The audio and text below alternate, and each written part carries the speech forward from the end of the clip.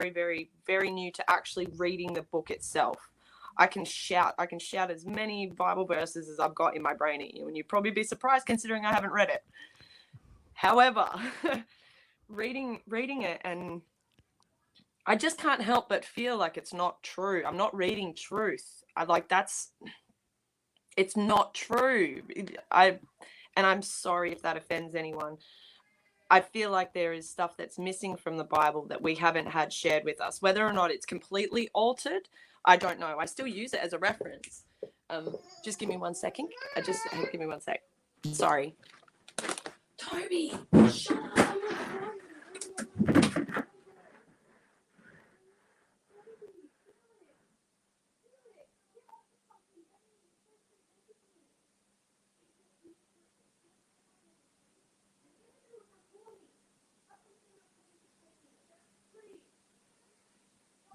Oh, there we go. Sorry, guys. It's 10:16 in the morning there, so she's got little ones. She's keeping them busy, so she'll be back in just a second.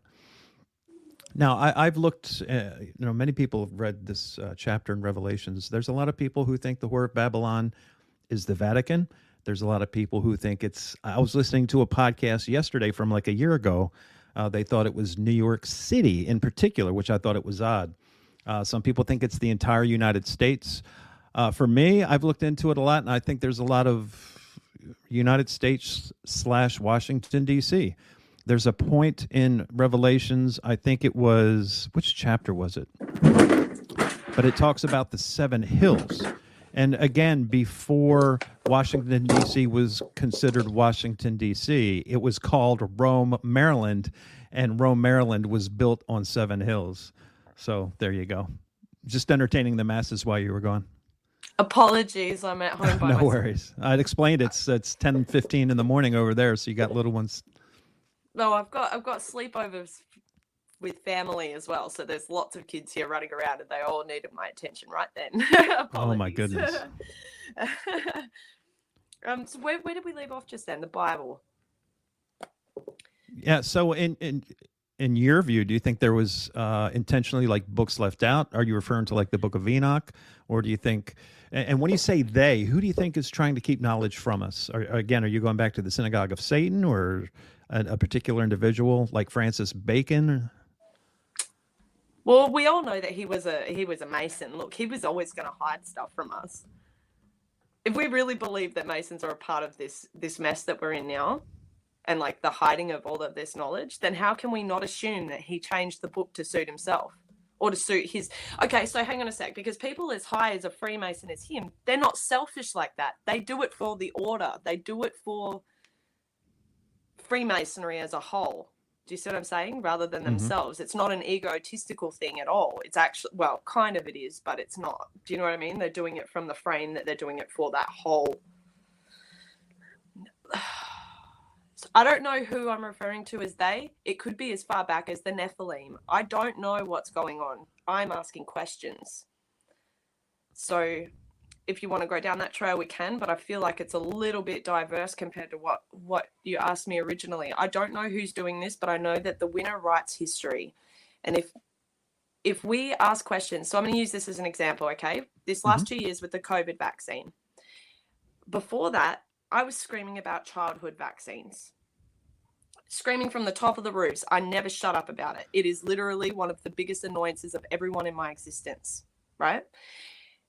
When people came out and started distrusting the pharmaceutical industry because of this COVID shot and the reactions that they're seeing, what I would compare not questioning the Bible and its truth to would be why, like, trusting the vaccine company for all your childhood vaccines after what you've just learnt about the COVID vaccine.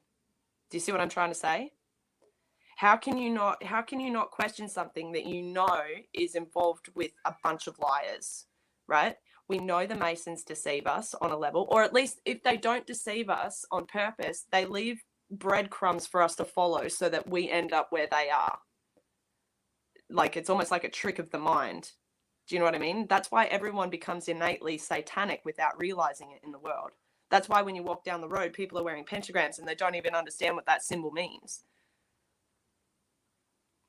Yeah. It's I just mean, like you see a it's guy lost walking down the knowledge. street with a Rush T-shirt, and they've got a pentagram or, a lot of music, unfortunately, via the Tavistock Institute. People don't Oh, understand the meaning of words and the meaning of symbols. That's why everybody should read Manly Peace Hall's Secret Teachings of the Ages. It really breaks it down how important numbers and symbols are. and I found links to Marina Abramovich and Tavistock, which is really interesting that you brought up Tavistock just then. Really? Just to bring that full circle, yeah, I found links to her and Tavistock. And that was in the Pizzagate days. Like when I was looking into it from Pizzagate, that's when I found that interestingly as well. Yeah. So let me ask you this. I'm not really sure which way to go right now. Where in the food chain, where in the power structure is Marina Abramovich? Well, that depends on whether or not we're talking is true. What we're talking about is true, right? Sorry, I just missed like 4 words out of my sentence. But yeah, if what we're saying is true about her being the whore of Babylon, that would make her pretty high up. Yeah.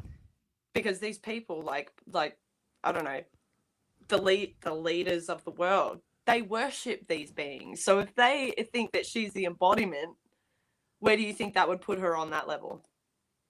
Once you say it like that, It's pretty high up. And I don't like to use the word elite because that makes us but powerful. What is the most important person? I guess I hate using these words. But as far as people in the power structure of the world, have you seen her with presidents? Have you seen her with the yes, Pope? yeah, you can see her with the Queen. You see her, she's a spiritual advisor to Queen Beatrice, man.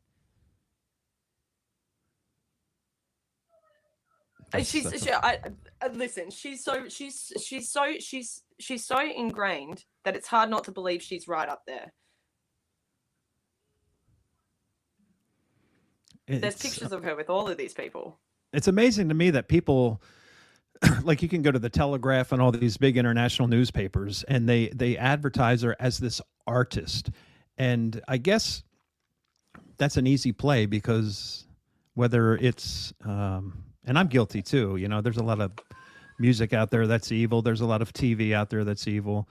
But these people, again, via the Tavistock Institute, they're able to take art. Let me say this, what we perceive as art, and manipulate our minds with it. So it's like what I said to you all those weeks ago when we were talking, George. Art is, hang on, where did that come from? That was Plato? Hang on, it might even be in my little notes here still. What was that quote that I said to you the other week about art? It's not a representation of it's a representation of internal. Here we go. The aim of art is to represent not the outward appearance of things, but their inward significance. That was written by Aristotle. That's a quote from Aristotle, who we all know is probably one of those added characters into history to give us this stuff, right? Yep. Spot on.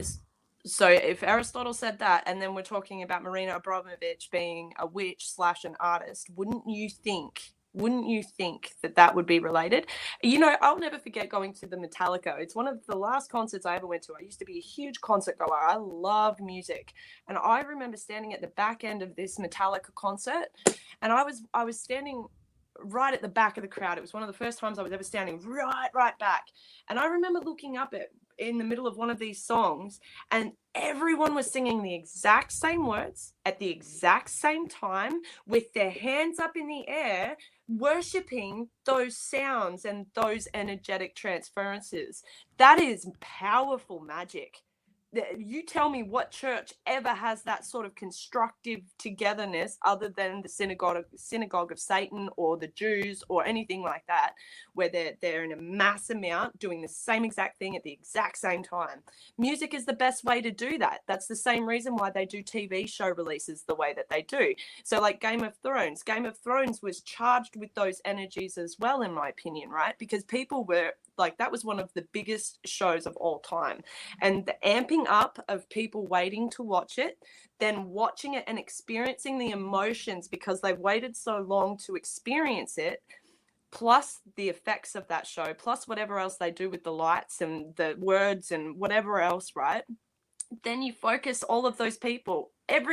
Imagine how many millions of people watched one episode at the exact same time when it was released and felt all of the energies that they wanted to invoke at that moment. That is a massive spell, George. That is literally a giant ritual. That's really well stated. And also, you think about it like a Black Sabbath concert. You have everybody holding up devil horns together and chanting, and that's what it is. It's really it's chanting and spells. And I always mentioned, when I think of those things, I think about those children in Florida as, listen, we can argue all day about whether it was planes, no planes, or whether it was UAVs that were controlled. But as whatever was hitting the World Trade Centers, those children were chanting that about the goats. And I always find it not funny, but here's another dollar for your coincidence jar, that the guy who wrote that book, his name was, I think, Engelman, which means obviously angel man. And this guy was an Ashkenazi Jew, the guy who wrote it. So I thought that was very interesting. And listen, that's so New York is one of the biggest energetic centers for Jews. Yeah. Listen, we might not ever understand it, but I truly think that if you look at ley line, like maps, layovers over the top of the land, those are like super cross points. Like those, where you find things like that. So like Arkansas is like this hellish mess of ley lines, right? That's why I think that they've harnessed that area of America, because if they pollute those energetic lines in the earth, then it makes it easier to makes people more susceptible to the energetic transferences that they're trying to put out. Do you see what I'm saying? Precisely. That's why if you look over a world map, and you put an overlay of all of the military bases across the whole world, what you'll find is those random little places in the ocean and stuff. If you put a ley line map over the top of that, you'll find that those weird little stations in the middle of nowhere start making a lot of sense.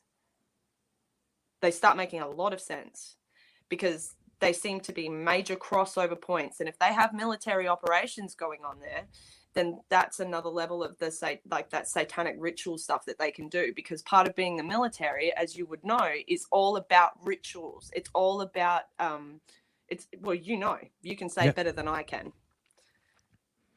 Yeah, well, even Normandy, that was a ritual.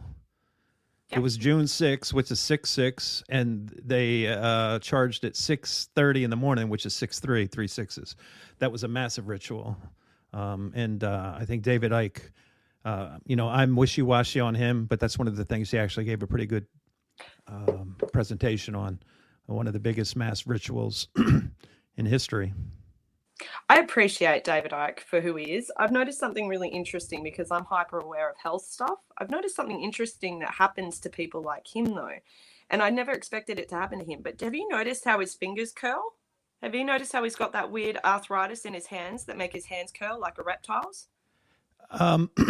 I haven't, but I do know he was a goalkeeper for many, many years, and I imagine that may have something to do with it.